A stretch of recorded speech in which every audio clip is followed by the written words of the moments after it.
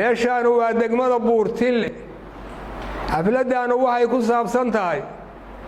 taasidii garaad Saleebaan garaad Maxamuud in loo duceeyo ducada garaadka iyo taasida iyo tiiraayada intii uu ka tagay aan la wadaagayno bay ku saabsan tahay xafladana garaad Saleebaan Ilaahu naxariiso inna lillahi wa inna ilayhi raaji'uun garaad Saleebaan Ilaahu naxariiso ilaahu garaad Saleebaan naxariiso ilaahu garaad Saleebaan kitaabkiisa midig ka sii ilaahu maalin khayr buu baxay rabbi oo jannadii waafaji intuu ka tagayna sabir iyo iimaan ilaahu ka sii waxaanu xijinaynaa dadka uu ka tagayo waxaanu ilon ka dardaarmaynaa waxsan Allah inoo bedelo waxaan inoo keentaan hawshuu waday ahad wadi kara oo loogu duceeyay wuxuu ahaa garaadku garaad islaam muslimka oo dhan buu garaad u ahaa Soomaali buu garaad u ahaa magaca reer Ismaaciil Jabarti buu garaad u ahaa waa u ducaynaynaa mar labaad iyo mar saddexaad iyo mar tobnaad dambigiisa Allah dhaafo meeshuu ka tagayna cid harata Allah noo fariisiyo intaas waxaanu ku daraynaa garaad Muxsharo ka horeeyay waanu isla weynay oo meerka waqti kulul geeridiisu ahayd isagana naxariis Allah siiyo isagana waa ka tacsiyeynaa naxariis Allah siiyo intuu ka tagayna faraj khayr Allah siiyo inuu tacsiyeeyo garaad Saleebaan garaad wuxuu ahaa soo jireena garaad wuxuu ahaa qayb ka soo qaatay dalka garaad wuxuu ahaa la yaqaan ilaahay waxaan uga baryaynaa wuxuu ku dhintay sharaf iyo xurmo uu ku dhintay ilaahay waxaanu ka baryaynaa jannada ilaahay inuu geeyo ilaahay waxaan ka baryaynaa jannada ilaahay inuu geeyo ilaahay waxaan ka baryaynaa aqalada ka tagay ilaahay samir inuu ka siiyo ilaahay saasaanu ka baryaynaa inna lillahi wa inna ilayhi raaji'uun waxaan halkaan tacsi tiraanyada uga diraynaa geeridii naxdinta lahayd ee ku timid garaad Saleebaan garaad Maxamed garaadkii gobolada Sool Sanaag iyo Cayn garaadkii reer Puntland garaadkii ummadda Soomaaliyeed waxaan leenahay inna lillahi ma akhadha wa lahu ma a'ta wa kullu shay'in 'indahu bi ajalin musamma ilaahay ha naxariista garaadka jannada firdawsina Allah geeyo eelkii iyo qaraabadii iyo ummadda Soomaaliyeed oo ka baxayna samir iyo iimaan Allah ka siiyo garaadkana meeshii uu ka baxay بدل خير قبل الله نوكينا لنا من أنفعاء ومدة إسكوة ونبضة كشغية الله بدل كيس نوكينه كان وحن سكون من التعسيدة جراد سليمان جراد محمد جراد محمود وحن هلقا كتعسيدة إن السجى يمد الصومالي ضمن وحي ودلي يوحي الكها الصومالي ودن ميل تكتب وحو أها جراد من الصوماليات ومد الصوماليات نتشقف في عن وتشقى أدم فردية إلهي لهابة أوفصدي أو أتليي أن نقول وادي بتشونا وحنا لنا هاي الله نحرس وحنا لنا الله نحرس وحنا لنا الله نحرس كتاب كسميك الله كسر أنتي ودلي أنتي لدلتي أنتي أهلها أنتي الصومالي وربا سمري ما لنا هنقص كلنا كنا ما نتوحد دارين هاي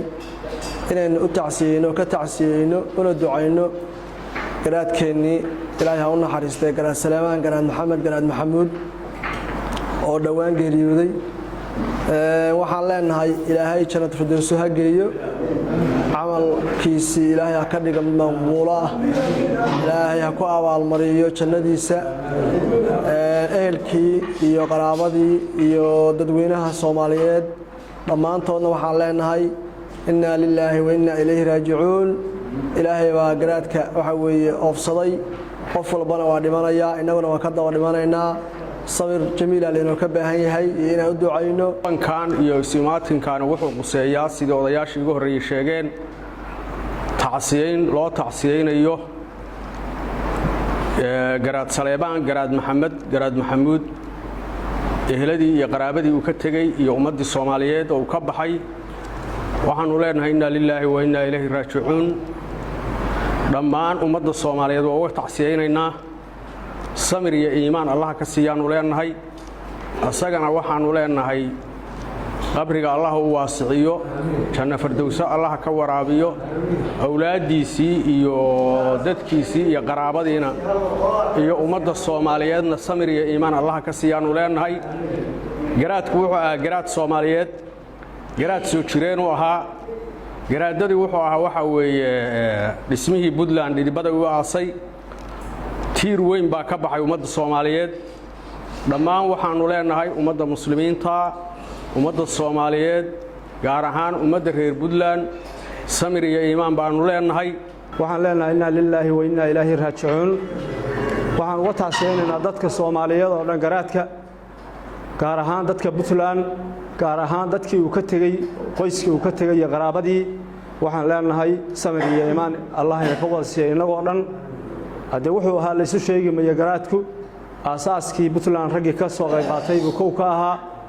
waxaan leenahay samir iyo iimaan Soomaaliya oo dhan Allah ka siiyo Puntland Allah ka siiyo qoyskii qaraabadii ka tagay Allah ka siiyo inagoo dhan Allah ina ka samir siiyo waxaan ka tacsiyeenaa geeridii naxdinta lahayd ee ku timid garaadkeennii garaad maxamed garaad salabaan garaad maxamed garaad maxamuud garaad cali oo ahaa runtii isin soo jireena una ahaa ismada ugu facweyn ismada Soomaaliyeed gaar ahaan dawladda Puntland runtii wuxuu ahaa garaadku nin aanan xasuustayda ka go'ayn ilaahay waxaan ka baryaynaa inuu jannadii firdawsaad ka waraabiyo eelkii oo aan anagu ka mid nahay oo samir iyo iimaan naga siiyo ummadda Soomaaliyeedna meeshii ugu jiray iyo gaar ahaan dadka reer Puntland uu soo galiyo isin la mid oo bedel khayr qaba oo naga siiyo ilaahay saasaan uga baryaynaa garaadka jannada Allah geeyo eelkiina samir iyo iimaan Allah ka siiyo dhammaan intuu ka tagay awlaadiisa ilaa 100 gaaraysa isagii wuxuu dhalay waxay dhaleen waa dad ilaa 100 gaaraysa sidaan taariikhda ku hayno marka waa uga tacsiyeenaa iyagana si gaar ah garaadada iyo ismada iyo dhaqanka iyo dawladda Puntland waxaan uga tacsiyeenaa si gaar ah runtii garaadku wuxuu ahaa lafdhabar dadkii dhidibada u taagay dawladda Puntland maanta jirtaba ahaa ilaahay waxaan ka baryaynaa bedel khayr qaba inuu siiyo isagana jannadii geeyo ilaahay ha u naxariisto janna firdawsa Allah ka waraabiyo dadkii eeladu ka tagayna samir iyo iimaan Allah ka siiyo Puntland oo dhan buu ka tagay Allah samir iyo iimaan ka siiyo Soomaaliya oo dhan buu ka tagay ilaahay samir iyo iimaan ha ka siiyo waxaan ugu ducaynaynaa isagina janna firdawsa anigoo ah fayeenka odayaasha degmada Buurtile waxaan tacsiin tiraayeel u dirayaa haddii ilaahay idmo garaad Salebaan garaad Maxamed garaad Maxamuud garaad kale in ilaahay jannadii geeyo tiraayada la qaybsano firdawsana ilaahay geeyo annagoo dhan samir naga siiyo kulligii naga dhintay intuu guriga la joogi jiray oo yeera jiray caruurtii iyo eelkiisii ilaahay si gaar ah ilaahay uu siiyo ilaahayna waxaan ka baryaynaa isaga caadila inta yadaas way soo soo baxnay in ilaahay uu noo keeno nin sidoo wax noogu wada oo aan rabno xataa inaan wax ka doorano haddii aan la idmo ogaada waxaan ka dooranaynaa ninkaas haddii Rabbi idmo Puntland oo dhan samir iyo Allah ka siiyo Allahumma ighfir li hayyina اللهم اغفر لحينا اللهم اغفر لحينا وميتنا وأولنا وآخرنا وشاهدنا وغائبنا وذكرنا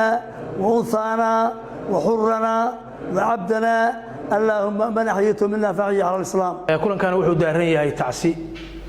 أنا كتعسيين إن قرأت سليمان قرأت محمد هذا نهاي وحقرتك يضياشي عقاشي غير بورتله waxaan u leenahay inna lillahi wa inna ilayhi raaji'uun ilaahi subhanahu wa ta'ala ha u naxariisto dadkii qoyskii hoose oo gaar ahaaneed iyo guud ahaan ummadda Soomaaliyeed iyo guud ahaan islaamka oo dhan baan uga tacsinaynaa cid allaale iyo cidii taqaanay gaar ahaan maamulka Puntland iyo deegaamadan oo dhan dadka ku nool iyo guud ahaan dadka Soomaaliyeed baan uga tacsinaynaa waxaan leenahay garaadka Allah u naxariisto samir iyo iimaan Allah ina ka siiyo بدل خير قبنا الله ينصيه سجى مركي الله من هاي إن شاء الله وحوي والجود بتشري إلهي دبر يعني كي والد كان بعد عفو إلهي هاي نوع كذا من حريستو سجنا نحريستو على الله سيو قبرك الله هو سيو وعن كل دردار الناس تذكر رسول السنة نكاس تير وين بوها تذكر الصومالية كارهان ديجا مدى سي بوتلان إن أتكشف إنسان إن شاء الله وحيونا جهاي وكشفين شري كان تانا إن شاء الله هدي الله إنه بوسكي سنين بوحين كره